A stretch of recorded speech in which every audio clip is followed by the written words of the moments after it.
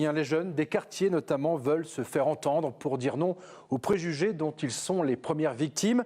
Parlons-en avec Aurélia de Coninck, bonjour. Bonjour. Merci beaucoup d'avoir répondu à notre invitation. Je rappelle que vous êtes la présidente fédérale de la JOC Roubaix-Tourcoing-Vallée de la Lys. Oui. Alors avant de parler de votre campagne d'action qui s'appelle d'ailleurs Au-delà des masques, c'est important pour lutter, justement, on vient d'en parler, contre les préjugés. C'est vrai, c'est quoi la JOC, la jeunesse ouvrière chrétienne? Voilà justement un extrait du clip qui est présenté sur le site de la JOC. On regarde tout de suite. La JOC, 3 lettres, 3 mots pour définir un mouvement entre jeunes, pour les jeunes et par les jeunes. C'est en 1927 que ce mouvement voit le jour en France. Au départ, une intuition, celle que chaque jeune, chaque travailleur a une valeur inestimable et une place à prendre dans la société. Le projet de la JOC a évolué avec la jeunesse et la mutation de la société, mais son engagement est toujours aussi fort. Le mouvement de la JOC est ouvert aux 13-30 ans. Certains travaillent, d'autres sont encore en formation. La JOC leur permet de se rencontrer, de discuter, d'échanger et d'agir pour changer ce qui ne va pas autour d'eux. En responsabilisant les jeunes, la JOC leur donne des compétences utiles. Aujourd'hui, près de 10 000 jocistes présents dans les 120 fédérations locales se retrouvent pour faire évoluer la société. De nombreux domaines du quotidien sont au cœur de leurs réflexions. Travail, finances, logement, loisirs. La JOC développe les envies et ouvre de réelles perspectives aux jeunes dans une société dont ils se sentent oubliés. Dont une société dont ils se sentent oubliés. Aurélia de Coninck, vous lancez justement à partir de ce samedi 22 janvier une enquête citoyenne par et pour les jeunes, c'est important, dans les quartiers populaires de Roubaix et Tourcoing. En quoi consiste cette enquête? Expliquez-moi. C'est une démarche d'enquête sur les violences liées aux préjugés. Cette enquête, elle sera pour les jeunes de 13 à 30 ans, pour ceux des quartiers populaires. On s'est rendu compte qu'on était la seule association à proposer cette enquête pour les jeunes de quartiers populaires. Elle va consister à... Si j'ai bien compris, il va y avoir une consultation de rue. Oui, voilà. L'idée, c'est d'entendre les jeunes. Pourquoi? Pour comprendre en quoi ils sont victimes de ces préjugés, c'est ça? De comprendre un petit peu ce qui se passe. C'est ça. Comprendre pourquoi les jeunes de quartier pop se sentent oubliés, du coup. Alors, ils se sentent oubliés.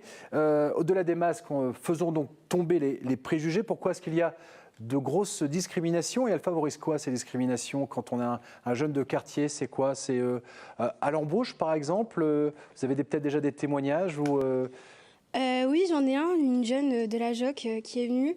Elle a passé un entretien dans une école et le professeur qui l'a eu lui a dit bah non, je te prends pas parce que je trouve que tu as un langage trop wesh-wesh.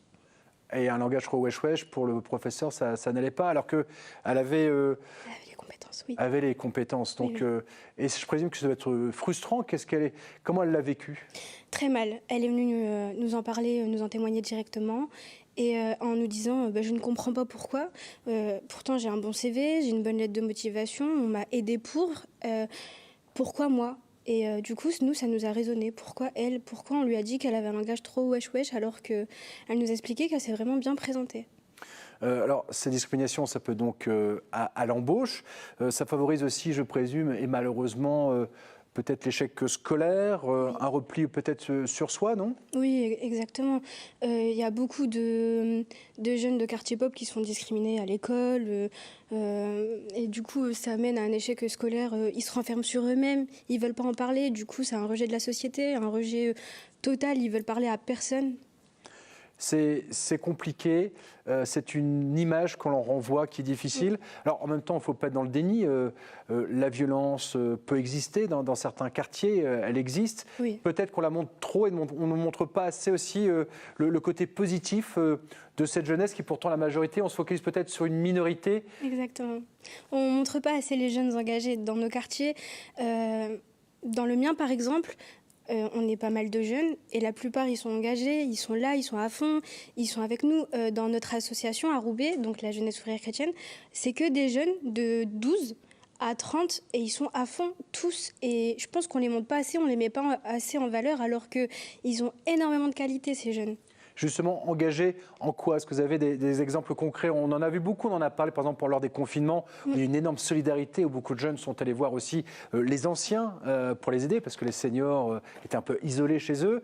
Et ils se sont engagés à distribuer des aliments, à les tisser du lien social. Vous avez des exemples aussi, vous, concrets d'engagement justement de cette jeunesse?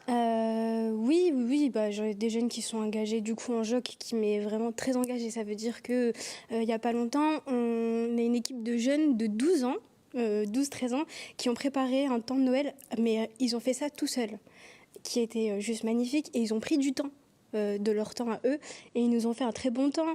On a des jeunes qui sont engagés dans d'autres associations, dans des associations comme le Secours Populaire par exemple, des associations d'aide pour l'école.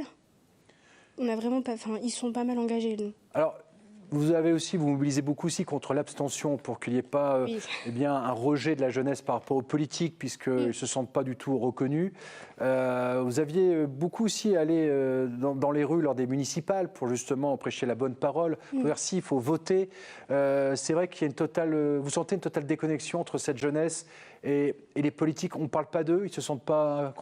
Les jeunes se sentent oubliés, c'est ça, comme il le dit si bien dans la petite vidéo, les jeunes se sentent oubliés et pas écoutés. Et si on pourrait faire un tout petit effort et nous écouter un peu plus, je pense que là, les jeunes iront voter. Juste, on demande... Alors, vous lancez une enquête. Oui. Et on peut participer aussi à cette enquête. Alors, disponible, je crois, sur format papier et en ligne. Oui. C'est quoi? C'est des questions? En quoi consiste? Qu'est-ce que je peux... Alors, on a des petites questions. Donc, d'abord, nom, prénom, tout ça. Ensuite, c'est des questions sur leur vécu. Est-ce qu'eux, ils ont déjà vécu de la violence, de la discrimination, du harcèlement? Ensuite, c'est eux, qu'est-ce qu'ils en pensent? Et dernièrement, on leur demande... en fait, on leur met des petites affirmations. Est-ce que vous êtes d'accord avec ça, ça, ça? Et ces petites affirmations, ça va être des propositions qu'on va proposer aux futurs candidats législatifs. Donc, il y a donc cette enquête qui commence à partir de ce samedi, le 22 demain. janvier, et en plus d'aller aller dans la rue pour rencontrer les jeunes et les entendre, pour comprendre pourquoi il y a ce mal-être.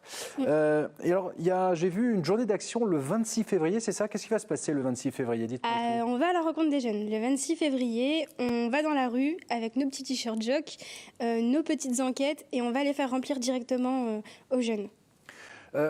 Vous allez voir les jeunes de toute tendance, de toute obédience, de toute religion, parce que c'est vrai que certains se posent la question, jeunesse ouvrière chrétienne.